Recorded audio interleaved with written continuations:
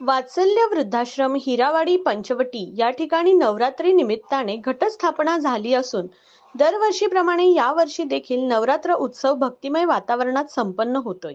यावेळी आरतीसाठी विविध मान्यवर आरतीसाठी हजेरी लावत असतात। आज देखील देवीच्या मानाच्या आरतीची सुरुवात खुटवड नगर परिसरातील नगरसेविका हर्षदा गायकर यांच्यातर्फे करण्यात आली। यावेळी त्यांनी आजी आजोबांशी संवाद साधत त्यांचे आशीर्वाद देखील घेतले। वृद्धाश्रमाचे अध्यक्ष सतीश सोनार, योगेश पिंपळगावकर आणि सर्व कर्मचारी यांनी यावेळी आरती करत सहभाग नोंदवला। त्याचप्रमाणे लोकसाक्ष या वृत्तवाहिनीशी त्यांचा खास संवाद साधत शुभेच्छा देखील दिल्यात। बघूया विशेष वृत्तांत। मॅडमांच्या आगमनाने आजची मानाची आरती हर्षदा गायकर मॅडम एकदा जोरदार टाळ्या वाजवून त्यांनी गणपतीत येण्याचं त्यांचं भाग्य नाही होतं। त्यांनी सांगितलं सुरुवात आमच्या हाताने करूया देवी। तर मॅम तुम्ही आलात त्याबद्दल धन्यवाद। खूप आभार। इथे आल्यानंतर आपण सुट्टीमध्ये म्हणजे खरं तर आम्हाला लग्न झाल्याच्या नंतर फारशा सुट्ट्या नसतात, पण तरी पण आम्हाला दिवाळीची फार ओढ असते, कारण आम्ही आमच्या आजोळीच असतो, कारण तिथे आजी लोक असतात, बाबा लोक असतात। आणि तसंच मला काहीतरी इथे फील होतं की आता छान वाटतं इथं येताना। खरं तर आजचा दिवस इतका गडबडीचा होता, पण शमसपयासाठी आणि गणपतीमध्ये मला इथे येता आलं नाही। त्यामुळे मी ठरवलं होतं की नवरात्राची सुरुवात ही वात्सल्यापासून करायची, आणि तो संधी मला तुम्ही उपलब्ध करून दिली म्हणून मी खूप साऱ्या मनापासून तुमचे आभार मानते। आणि पुन्हा एकदा तुम्हाला सर्वांना नवरात्रीच्या खूप साऱ्या शुभेच्छा। मी प्रार्थना करेन की सगळ्यांना चांगलं आरोग्य दे, सुख समृद्धी दे, दुर्गेसारखा कणखरपणा, अन्नपूर्णेसारखा वारसा आणि आई माता सरस्वती सारखा वरदान आपल्या सगळ्यांना मिळो, हीच मी जगदंबेच्या प्रार्थना करते। बऱ्यापैकी कार्यक्रम आवडला होता, त्याची पण खूप गडबड, आणि अशाही त्यांना म्हणजे गणपती असेल किंवा असे ज्या काही गोष्टी असतात त्या ठिकाणी बरीच आमंत्रण असतात। सो त्यांना मी जरा फॉलोअप केला त्यांचा, कदाचित त्यांच्या लिस्टमध्ये वैतागलेलं जर कोण असेल त्या जर कोणाला वैतागलेलं असेल त्याच्यासाठी मला वैतागलेलं असेल। आता स्पष्टपणे बोलू शकत नाही ते, पण फॉलोअप खूप घेतला मी काय माणूस सारखं प्लॅन म्हणून बोललो त्यांच्याबद्दल। खरं तर त्यांच्याबद्दल बऱ्याच गोष्टी त्या दिवशी पण मी बोललो होतो। नगरसेविका म्हणून त्या काम करत असताना त्यांचा जनसंपर्क खूप चांगला आहे। झाली खूप छान वाटलं, एक स्त्री म्हणून आणि नाशिककर म्हणून खूप अभिमान वाटला। खूपच छान, म्हणजे एवढ्या लहान वयामध्ये तुम्ही अचीव केलंय आणि छान जाते हे म्हणतात ना, तसं झालंय। छान आहे, कौतुकास्पद आहे। आम्ही पूर्ण आश्रम परिवार, आमचं वात्सल्य आश्रम पूर्ण परिवार तुम्हाला वरची जागा मिळत राहू, आम्ही ही प्रार्थना करतो। आमचे आशीर्वाद तुमच्या पाठीशी आहे। खूप खूप धन्यवाद। तुमच्या नावातच हर्षदा आहे, तुम्हाला बघूनच एकदम असं उत्साह वाटतो।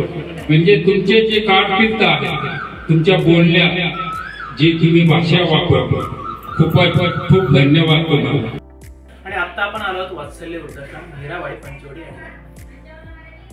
आश्रमात देखील दरवर्षीप्रमाणे हा उत्सव जर बघायला गेला सण साजरा केला जातो। या निमित्ताने आरतीसाठी मानाच्या आरतीसाठी या ठिकाणी मान्यवर येत असतात। आज देखील आपल्यासोबत हर्षदा गायकर मॅडम आहेत, जे नगरसेविका आहेत खुटवड परिसरामध्ये। त्यांना मानाच्या आरतीचा मान आज मिळाला। आपण त्यांनाच विचारूया, मॅम कसं वाटलं आज या ठिकाणी आरतीसाठी आलात? आजी आजोबांशी आपण संवाद देखील साधला।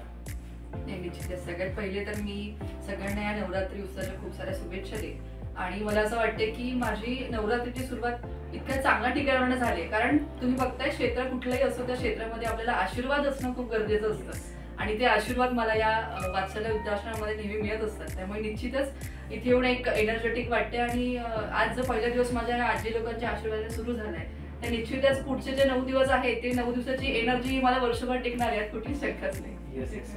खरं तर 15 ऑगस्टच्या दिवशी देखील आपण येणं होतं, परंतु काही गोष्टीमुळे तुम्हाला येणं आलं तिथे। आणि दुसरी गोष्ट अशी की वात्सल्यमध्ये नेहमीच विविध मान्यवर येत असतात, बरीच लोक कनेक्ट आहेत। सतीश सोनार सर जर बघायला गेलं तर गेल्या 13 वर्षापासून हे कार्य करत आहेत, आणि त्या माध्यमातून आजी आजोबांची सेवा देखील करतात। तुम्ही याबद्दल तुमचं मत काय सांगा?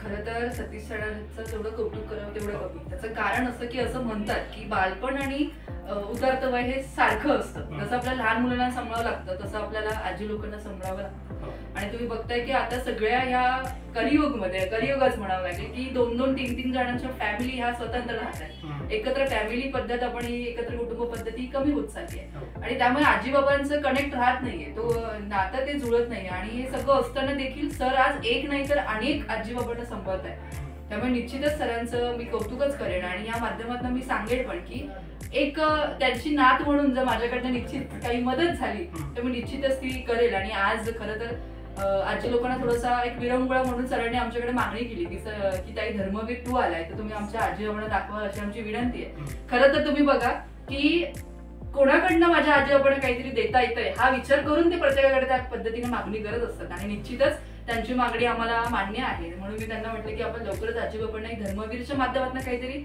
विरंगुळा देण्याचा प्रयत्न करूयात आणि त्याचं नियोजन होईलच. पण या सगळ्याच्या पलीकडे जाऊन मला सर तुमचंही कौतुक करा असं वाटतंय.